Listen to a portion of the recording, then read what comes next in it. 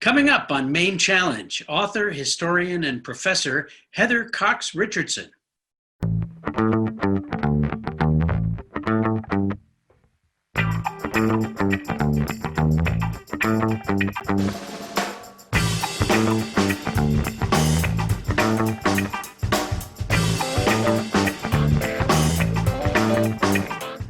Welcome to a special edition of Maine Challenge. We're joined today by author and historian Heather Cox Richardson.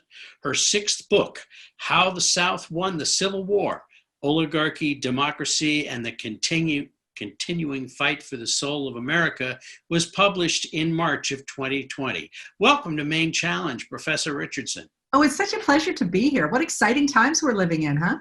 Well, that's true. It's not boring. The first question is obviously, why couldn't you have made the title of your book any longer? Well, you know what's funny about that is that when people write books, they have a working title, and that was the working title. And I did not write it. It was written by a colleague of mine who's very good at writing titles, and I never expected that the book would have that name. And the galleys came through with that name, and I called the editor and said, no, what are we really going to name the book? And he's like, well, I love it. And so then it went forward like that. And I'm like, wait, that was kind of like my way of getting up in the morning. It wasn't supposed to end up on the book itself. Well, the only time it's a problem is when some amateur dodo like me has to spell it out, word it out. I wanted to get to some of the issues. I know you have a warm spot in your heart for the state of Maine, and everybody in our viewing area, I think, is paying close attention to the U.S. Senate race, especially in the state of Maine, which, as you know, is pitting Sarah Gideon against Senator Susan Collins, four-term senator running for her fifth, and two others who I guess I should mention, Max Lynn and Lisa Savage. Any thoughts on that race from your perspective?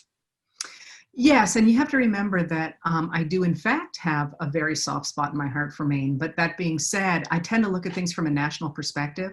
And one of the things that makes this race so exciting, I think for people here as well as for people nationally, is that Maine really has the opportunity to determine the future of the country, because the direction of the Senate could very well be determined here, whether or not the Democrats get a majority with Sarah Gideon, or whether, in fact, they're going to continue to have Mitch McConnell at the head of the majority leadership in the Senate if they reelect Susan Collins.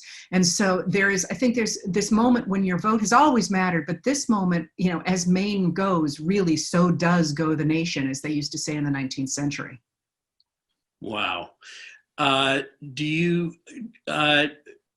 much faith do you have in the polling that we see? So I actually have a lot of faith in polling, and let me explain why. I just saw your eyebrows go up, and let me explain why I think polling matters. And that's that pollsters are actually really good. I mean, some of them are just partisan polls, and they're designed to change the political narrative, and those you can dismiss. But the aggregate polls, the ones that are going to be aggregated by major newspapers or by 538 or by any of the places that one looks, tend to be really, really good. And they matter because what they tell us is how Americans as a whole are thinking about certain issues, and not simply about the election, but also about all kinds of issues. I mean, they basically poll how many, flakes per stomach of cereal you put, in your mouth every morning. I mean, they poll everything.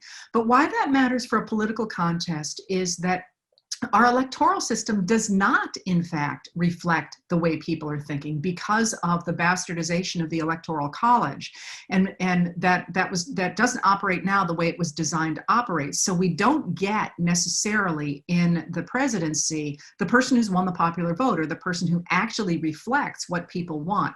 We get that from pollsters, and that is, I think, a really important thing for people to keep in mind, because pollsters can say, hey, listen, even though the electoral vote went for this candidate, in fact, if you actually look at what people want, they actually wanted this and these policies.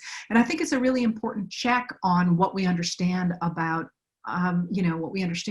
political beliefs. The polling, it seems to me, more so than 4 years ago or 6 years ago when Collins ran before, the polling seems to be very consistent. It's not as all over the place. You used to be able to always find a poll that suited your point of view. And it seems like, especially in the presidential race, that Biden seems to have maintained the same kind of lead. And of course, when we got to election night in 2016, we all were, or many of us were, dumbfounded over the outcome. And I'm wondering if the polling has gotten better, or if we're getting told the same joke, but we haven't figured out it's got the same punchline. Well, the polling has gotten better in that they are weighting the polls better than they were before. They didn't take into consideration some of the factors that turned out to matter a lot, like whether or not you had a college degree in 2016. Now they're waiting for that. So there is a sense that these polls are more accurate. And if you look, some of the pollsters actually have, this is where we think things are now. This is what we would have said in 2016. So there is that, but there is one important caveat to polls, and that is that they give you a really good snapshot of what the world was like a week to 10 days ago. And what that means is they can't factor in last minute changes, and that means, for example, in 2016, they didn't factor in, or they couldn't factor in, the Comey letter. You know, James Comey coming out just before an election and saying, oh yes, we are reopening the investigation into Hillary Clinton's emails. And of course, that turned out to be a complete political event. The reopening was simply a political statement. The people forget that there actually was a report that came out of it that exonerated the Clinton camp from everything except the normal stupid errors that people make when they deal with secure measures. That it came out in October of last year, and it was largely buried. It's very hard to find. It's a public document, but the only way I've ever been able to find it is to go in through Chuck Grassley's website, which, let me tell you, is pretty well hidden. But so that, and the reason that the Department of Justice has a policy of not announcing anything in the 60 days before an election is precisely to stop something from that happening. And actually, as a historian, I think that's one of the big untold stories of 2016. Why did Comey do that? Comey's a straight shooter. Why did he go ahead and do that? What pressure was he under to do that? And I would like, that's right up there for me with finding out where Jimmy Hoffa is buried. So they can't take that sort of thing into consideration, but they also can't take into consideration what happens the day of the election. So let's say that on the day of the election, and I am making this up, but let's say on the day of the election, a hurricane hits Louisiana. Now, you can't poll for that a week ahead of time and say, this is going to keep people from Louisiana from showing up. Or let's say it's a gorgeous, sunny, terrific day in Alaska, which means that more people are going to show up. They really can't take those sorts of things into consideration. So it's always possible that there's going to be some last monkey wrench, but it's unlikely. And 2016 had a lot of really, really weird stuff. So if you remember, there's about 77,000 votes that break in 3 key states after the polls close. And that's one of those things that as a historian, I look at and I think, somebody needs to dig into the coincidence of that happening is really iffy, especially when you put together the fact that a journalist, and now I can't remember what his name was, did in fact leak the early results of those states to the Trump camp before the polls closed, and was reprimanded for doing it. He was actually being considered for a position in a potential Trump administration. There's a lot of things that made 2016 look unusual for a normal presidential election. So I think we're all watching a lot more carefully this time around. And everyone's worried, but I'm not worried like I would have been in 2017. I think a lot more people are paying a lot closer attention. And I know that both sides have really, really good legal teams right now trying to make sure that whatever happens is fair. Yeah.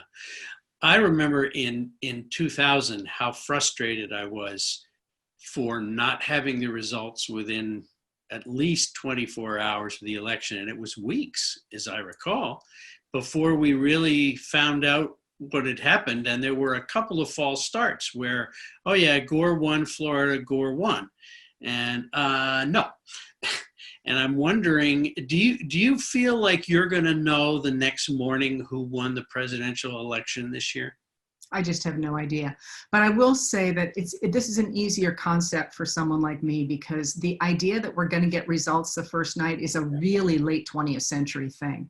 You know, in the 19th century and in the 18th century, you really could go weeks without knowing, and you could go even longer without knowing who controlled Congress, especially who controlled the Senate, because until the 20th century, we don't have direct election of senators. The senators get elected through the legislature. So you got to seat the new legislatures, and then they all got to, you know, sit around and drink and get bribed, and then they pick a senator. So you could not find out who was going to control the Senate until, you know, February of the following year. And we've certainly never seen an election with such a huge, massive turnout of absentee ballots that still won't be counted until election night. But the numbers are staggering. And Great. Our Secretary of State here in Maine is a friend of mine, and I've been sort of drilling him about this, and they're ready. I'm not at all worried about my vote in the state of Maine, which I cast in October 8th or something. But Cast it on my birthday, Chuck. hey, all right, that's my sister's birthday too. But I mean, I'm not really that worried about what happens here, but I'm worried about what happens in the country. And I also worry about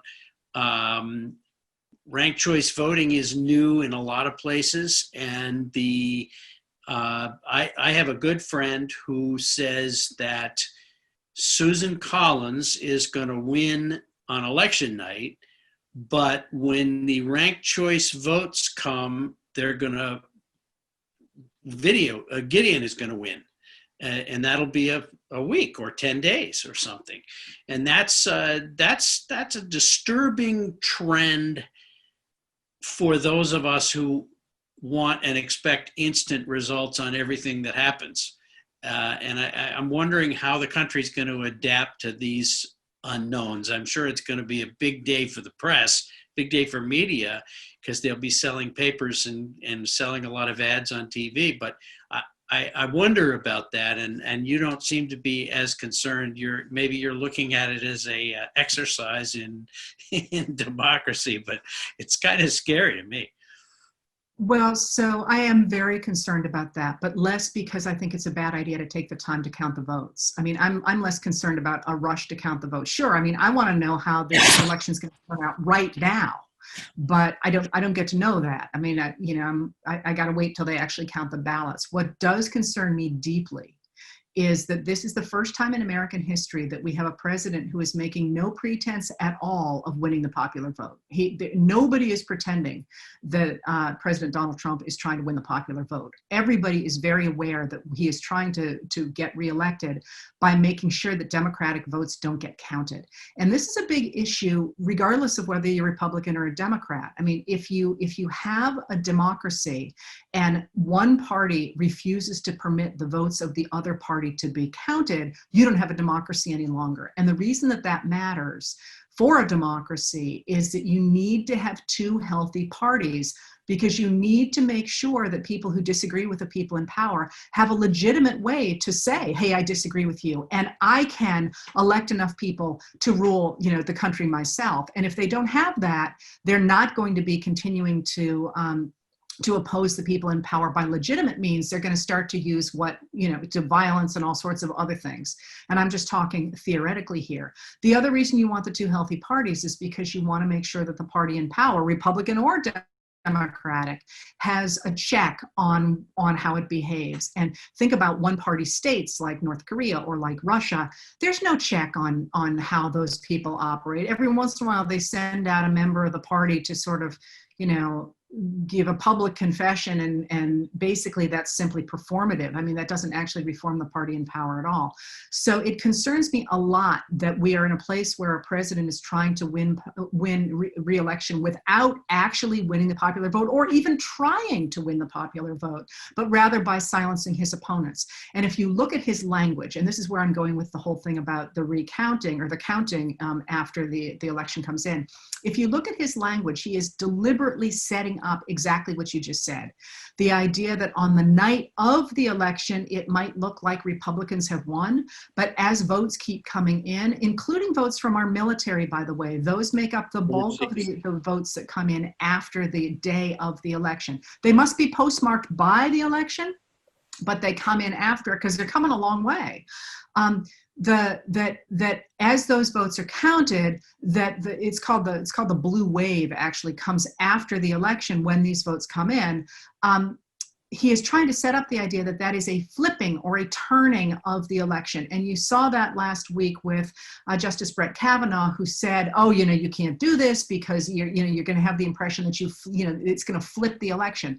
To which people are pushing back and saying, no, it doesn't flip the election. It's simply counting the ballots. And one of the things that I would really emphasize for everybody is that one of the things that is fascinating for a historian about the Trump administration, but it's not unique to him, it's been a project on the GOP side for a while now, is to create reality. If you say it enough, it becomes true. And that's, the scholars of language and rhetoric and politics all know about how one does that. The more you repeat it, the more people think, oh yeah, it's true. And he is trying to make that true. He's trying to make people believe that. And it's really important to push back on that and to push back with the reality that no, you are not flipping the election if you're counting all the votes. No, you are not cheating if you are waiting for the states to certify the votes, because actually it's not the media that decides who has won these elections. It is the states when they certify those votes, and those votes are never certified, never. Even if it's 100-0, they are never certified on the first day. They're certified when the state has actually counted all the ballots. So that's what we should be looking for. If people are looking to the media, there is one thing to remember, and that is that lots of media channels, including the Fox News channel, which, as I keep saying to people, has in its terms of service that it is for entertainment purposes only. They might call elections, but they have no authority. They call elections based on what they call projections. So they could say, oh, look, we've got 37% of the votes in, but the people that are left out there to have their votes counted are in urban areas and they tend to vote Democratic. So we're going to call this for the Democrats. That's a projection. Now, they could be wrong. Everybody in Milwaukee could vote Republican. They don't know that. And so those are not real calls. Those are guesses. And they're often right, but they're guesses. I mean, I could do the same thing and you'd be an idiot to believe me. The one group who does have a different method than that is the Associated Press, the AP.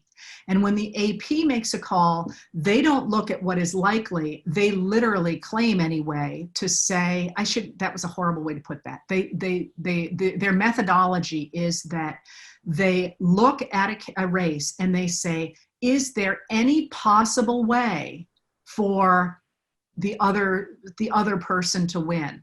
So it might be that there's only 75% of the votes in, or even 51% of the votes in, but every single one of them is for the Republican candidate. If that's the case, and they wouldn't do it on a margin of 51%, I'm making that up, say 75%. If that's the case, even if every single other ballot came in Democratic, that Republican would still win. So they're like little mice going, what if we went down this angle? What if we went down this angle? What if we went down this angle? And when they say, no, there are no other angles by which the other person could win, then they will call a race. And it sounds like I'm splitting hairs there, but if you think about that, that's a really different methodology. One is cool, but likely, but really unreliable. And the other is pretty ironclad. Are you aware of a document that was created in the first George W. Bush term? And I think that Karl Rove was heading it up.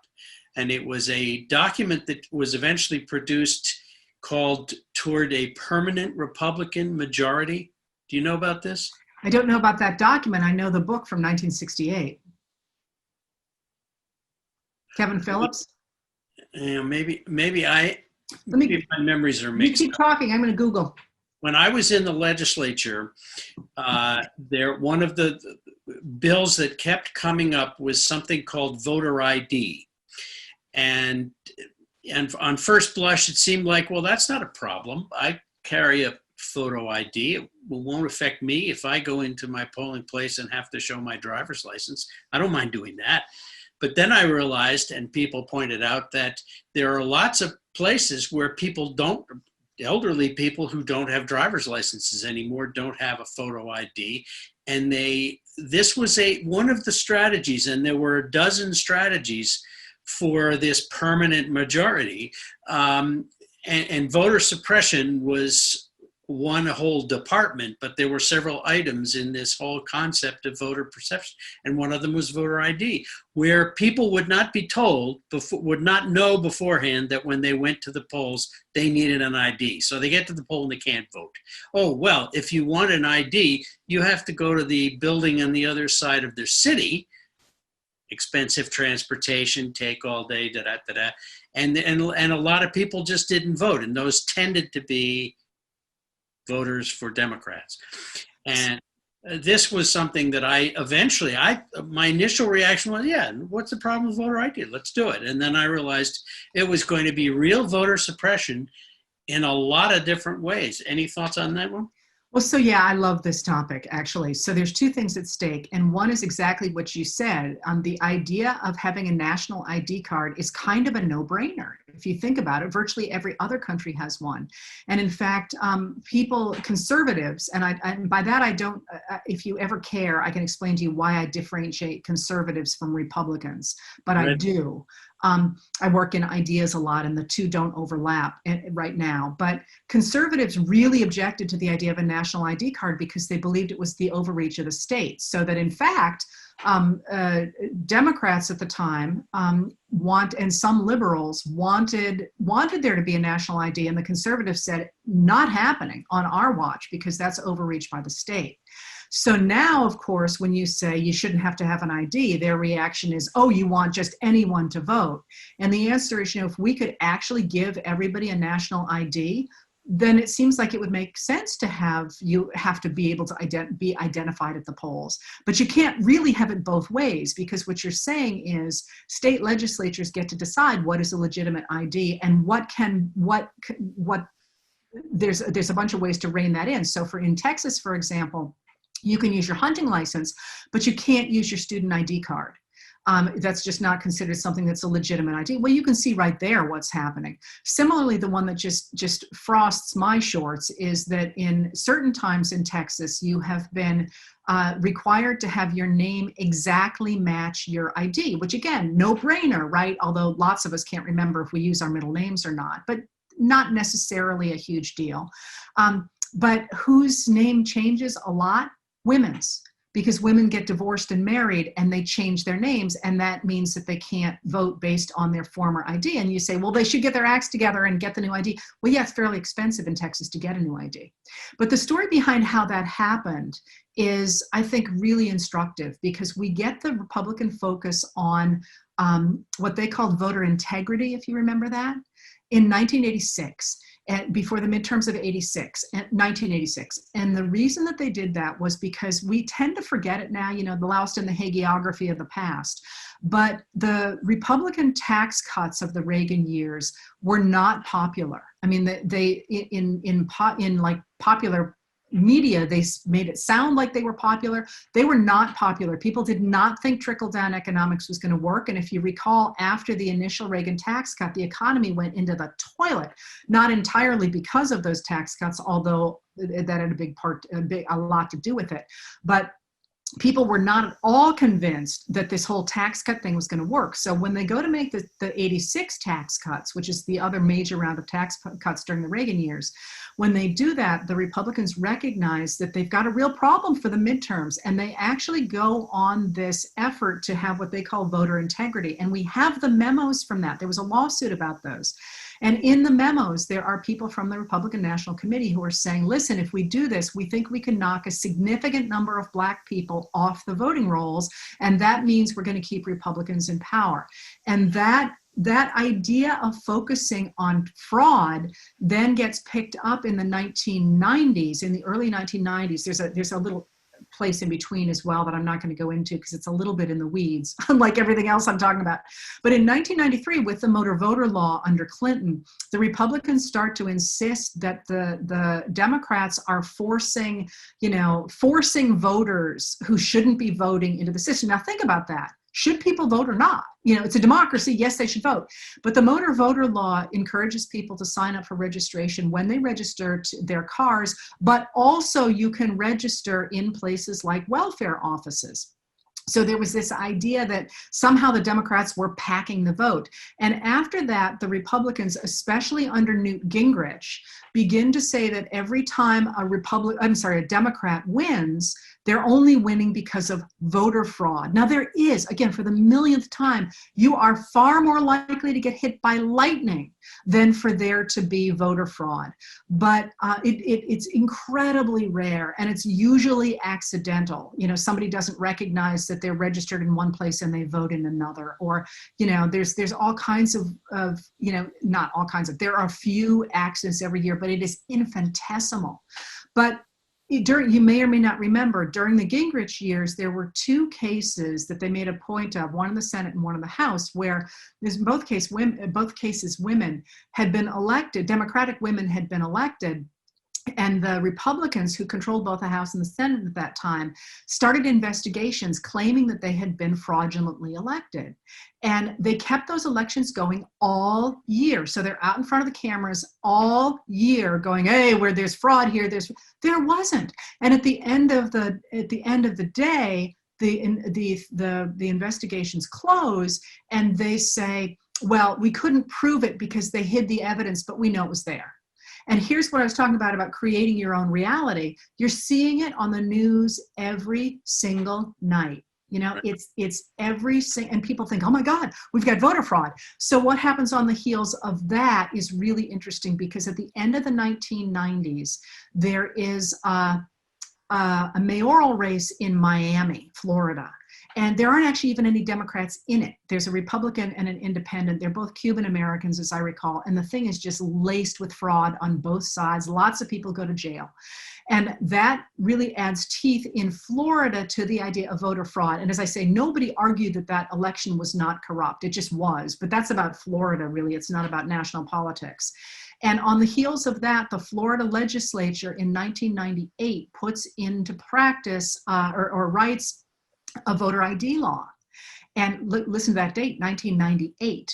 And as it is implemented, it's interesting, I actually have gotten communications from people who were on the team implementing it, and they identified on the voter rolls people whose names didn't match or whatever. It was people that they should have reached out to, but instead all those people got purged, and a government investigation after the 2000 election from the government, not from a partisan group one side or the other, estimated that as many as 100,000 voters got kicked off the Florida voting rolls, and most of them, the guess is, because again you don't know who isn't there any longer, considering where they came from, it looks like they were primarily Democrats. All right, now what happens in 2000? The election comes down to Florida. At the end of the day, it comes down to 327 voters. And again, that was the days of the hanging chads and the butterfly ballot, which is enormously confusing. And you look at that and you just say, I didn't pay a lot of attention to that when I was living through it. And when I just wrote a book before this one on the Republican Party, and I look at that election and I think, that's where they figured it worked. And do you know who went down to stop the recounting of those ballots? Because when they recounted them, of course, Gore was going ahead. You know who was part of the recount process? James Baker. James Baker, but you're aiming way too high. Roger Stone. Of course. Roger Stone, who did that. And he gave, if anybody's interested, he gave a number of interviews to the Miami Herald about that. They had a whole beat on Roger Stone in the 1900s, I think it was. And he talks about it, and he's like, that's why I love Nixon. That Gore was all high-minded about protecting democracy, and we were just out for the kill, and that's how you got to run politics. Well, Professor Heather Cox Richardson, who knew we could go on and on about this? We have run right out of time. But I really want to thank you for being on this show and for joining us. And you're fascinating and smart, and I hope we get to talk again. Oh, it's just such a pleasure. Thank you so much.